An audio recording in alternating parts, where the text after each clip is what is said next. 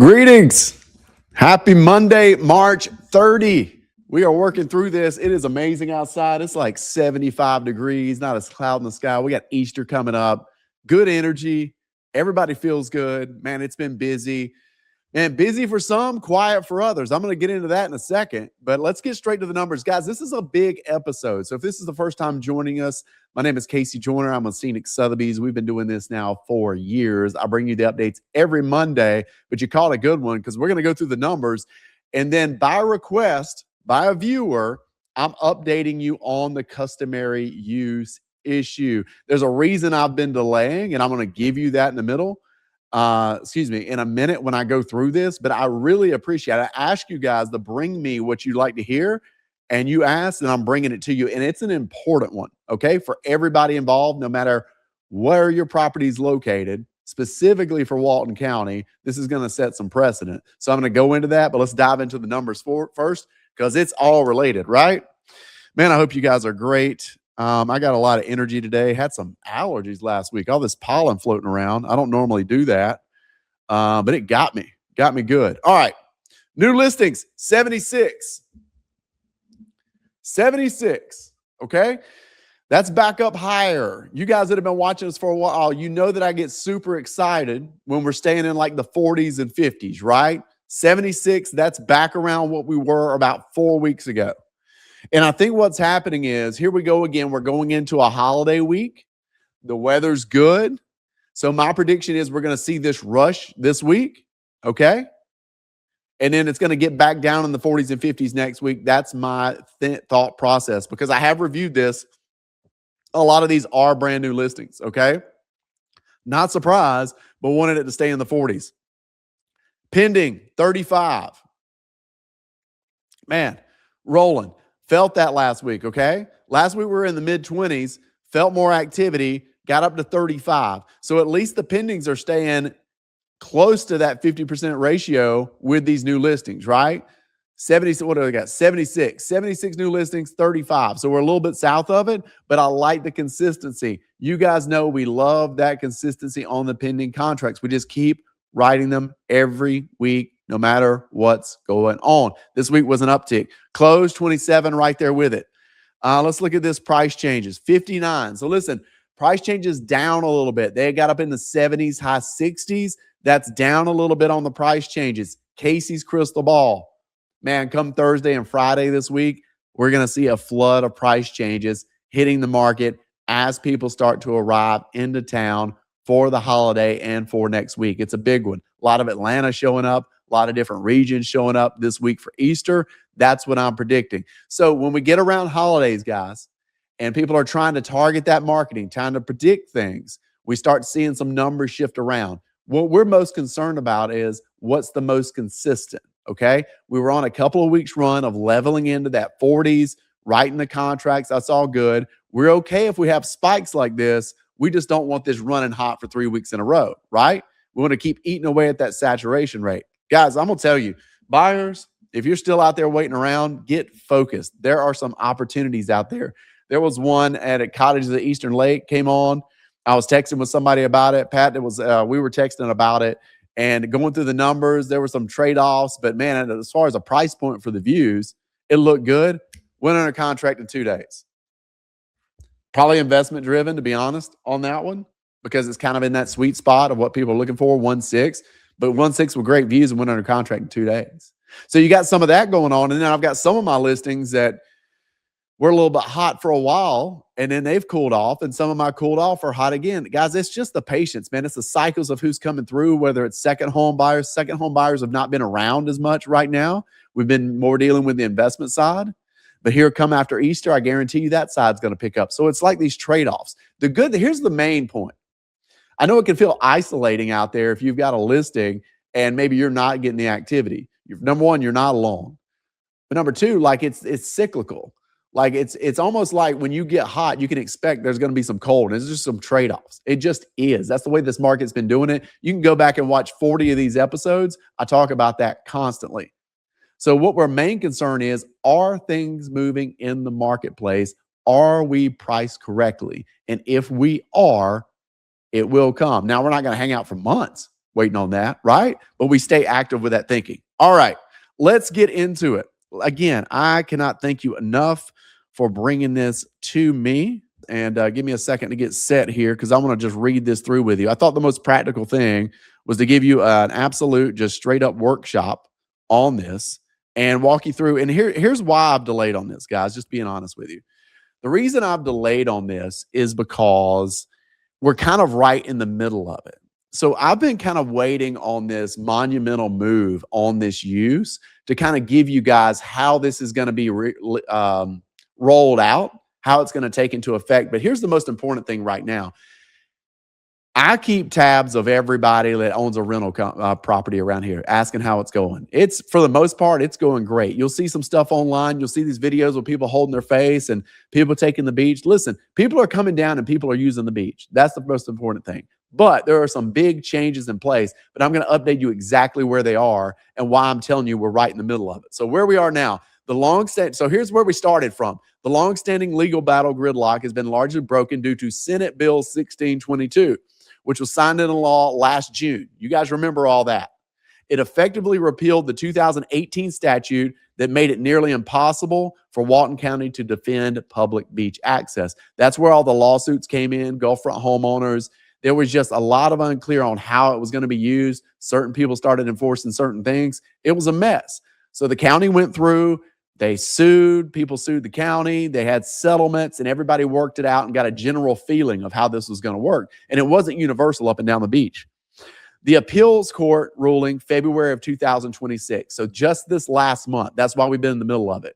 Just last month, the First District Court of Appeal ruled that because the 2018 law was repealed, many of the ongoing legal disputes regarding Walton County's previous beach actions are now moot. Don't matter anymore. This clears the deck for the county implementing new rules. So because the appeals court said basically a lot of challenges with that ruling, so we're just going to stop everything and we're going to redo this basically, okay? So it clears the deck and it allows the county to kind of go in and make their own rules on it. And that's where we are with it right now. So the transitory zone. So now this is a rule. Currently on many privately owned stretches, the public has a guaranteed 20-foot transitory zone landward of the wet sea line. So landward of the wet line for walking, running, getting to the water. So meaning if somebody's walking by your land, you can't run out there and say they can't walk on it. Does that make sense? However, stationary use like sitting chairs and umbrellas on these private parcels is still generally restricted. So you still see the signs up. So there's nobody that can tell you really based on this ruling that you can't just pass by. What they can do is say, hey, I'm coming out for the day to use my property. Can you move your beach chairs? You're not necessarily supposed to be setting up here. That's still in play, okay? We know that. Here's the timeline for the next steps, and this is really the most important and why this summer's big and why I've been holding on updates. And I want to bring you more, but this summer I'm going to be active with this. The Walton County Board of Commissions is now in a local control phase. They are no longer required to sue every individual homeowner to establish customary use. Instead, they can adopt their own ordinances that the court then reviews. So basically, they come up with it, how they're going to manage it. They present it to the court, okay? So on April 21st, about 23 days from now, the BCC, the Board of County Commissions, has a public workshop scheduled. This should be lively. While the focus is on federal lobbying services, these meetings are where the legal strategy for the new customary use ordinances are being refined. This is going to be interesting. This is when they're kind of bringing it out. So they've gotten the ability now to create ordinances. Now is the process of actually putting them into action or coming up with the policy. Okay, so that's where we are. So the work had been getting to the point where they can create the ordinances on how it's going to work on the Gulf front. Now we're starting the workshops. Now we're starting the public efforts, okay? Look at this next one. Summer of 2026. Expect a series of public hearings as the county drafts a unified beach ordinance to replace the patchwork of settlements currently in place. What they mean by the patchwork, if you see an old video I did, I walked down the map and showed you. There's a map that's color-coded, and it kind of shows you who settled with the county to give access, who did not. You know, there was all these settlements. You could basically go in and settle with the county and say, listen, we'll give you access as long as you don't come back through and sue us. You know what I mean? That's the way things were done during that time span. So the patchwork, what they're referring to is it can be different up and down the beach. So they're going to have a series of hearings to like basically have a blanket ordinance, which is amazing to think about. Just after all that work, after all those lawsuits and everything, just a blanket ordinance to control this. Now, the beach renourishment update.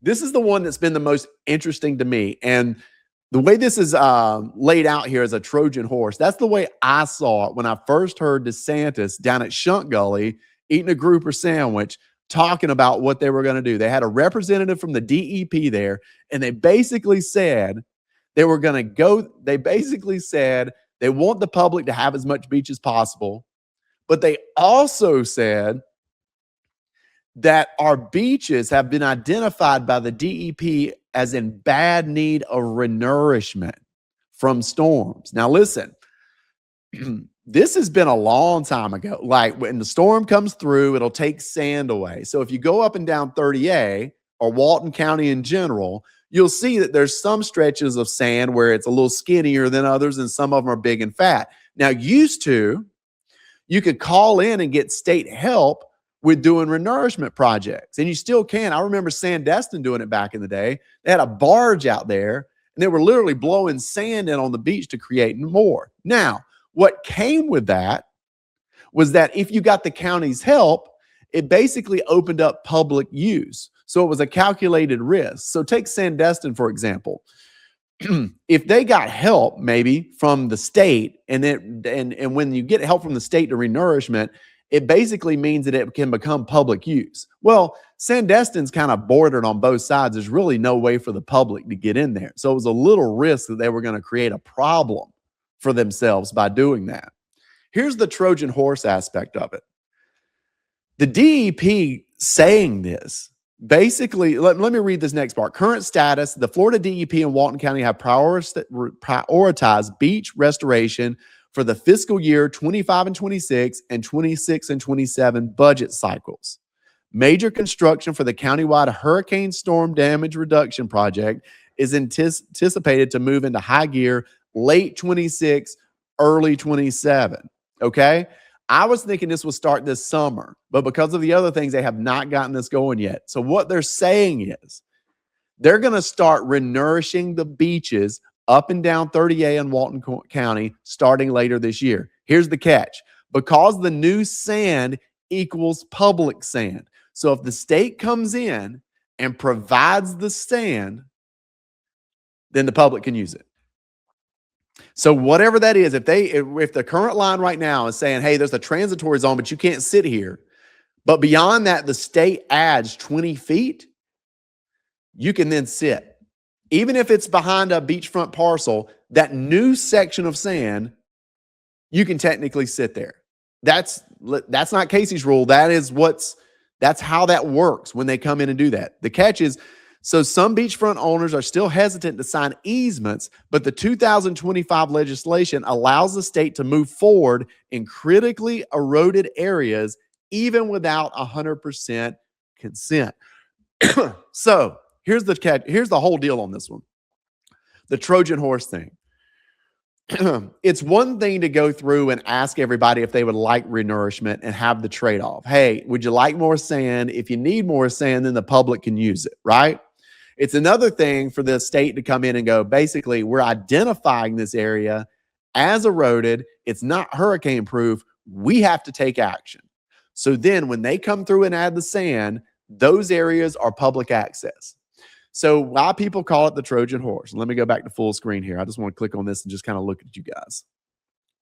Why people call it the Trojan horse is many people have seen this as all that stuff in 2018 through got really messy. And I think DeSantis's and the state's stance is there needs to be just the beach is public. Okay? That seems to be their stand. They want to honor the homeowner rights. Okay? That's what they're saying. And say, listen, you own the land you currently have. That is yours. That is bought and paid for. That is what you own. That is your right. That is how you bought the property. Okay? That's what they're saying. But then they're also saying, but these beaches really need renourishment. We need more sand on them. And the trade-off with that is we're going to provide you with the sand, but the sand that we provide you, the public can then come and sit on. So a lot of people are viewing it as, yeah, I appreciate you helping us out, governor or state, but what you're doing is you're really trying to backdoor and make sure that the public access is there, right? That's what homeowners on the Gulf front, their argument would be.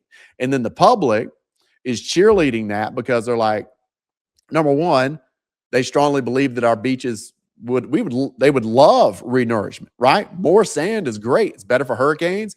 It's better depth, more room for everybody, but it also will create public access up and down the beach, okay? So that's the whole story. That's what's going on. Here's what I'm going to do. I've got to be watching April 21st to see how that meeting goes. I've got to be bringing you guys the updates from the hearings this summer when these ordinances are actually going to be laid out. So from June of last year until now, forgive me for the lack of updates, I've been trying to follow, but as you can see, up until mid-February, we've been kind of in purgatory. I knew this restoration project was going to be taking place. I actually thought it was going to be sooner. That's getting pushed back to the end of the year. And then the county really hasn't put the ordinances in place. So all this is starting to unfold now. All the public is starting to get involved with it starting in April, and it's going to be rolling through the summer. So I'm going to have a lot to keep you updated on. But that's the background. And that's kind of what's going on behind the scenes. And in my reality of what I know, the state's going to renourish those beaches. Like, much as I can tell you my name's Casey Joyner, like I feel convicted in saying they're going to come up and bring a bunch of sand to Walton County, and there is going to be a lot of celebration on that. The challenge is going to be how that affects certain people, right? And it goes back to this. Like there's some people that have Gulf front houses that are not near a public beach access, and they've really never had a conversation piece, and they never will. And there's some people that own Gulf front houses right beside public beach accesses, and it's going to be maybe a change of life versus what they got a ruling on in 2018. Okay, that's going to be what we're watching. I'm most curious on how Walton County is going to define their ordinances in general. That is a tall task. There are a lot of voices coming at them on that. But overall, listen, overall, I think we're going to get to a point that works for everybody, honestly. I think we're going to get more beaches out of it. I think that the public's going to have access in some of those areas that they have not. And the county has been adding more beach accesses. They've been purchasing land and adding more public beach accesses. And I think that the state and the county is going to do the best that they can in honoring Gulf front ownership as well. I think there's going to be a marriage of all that, but man, there's going to be, as you can tell, there's a lot of voices at play with that.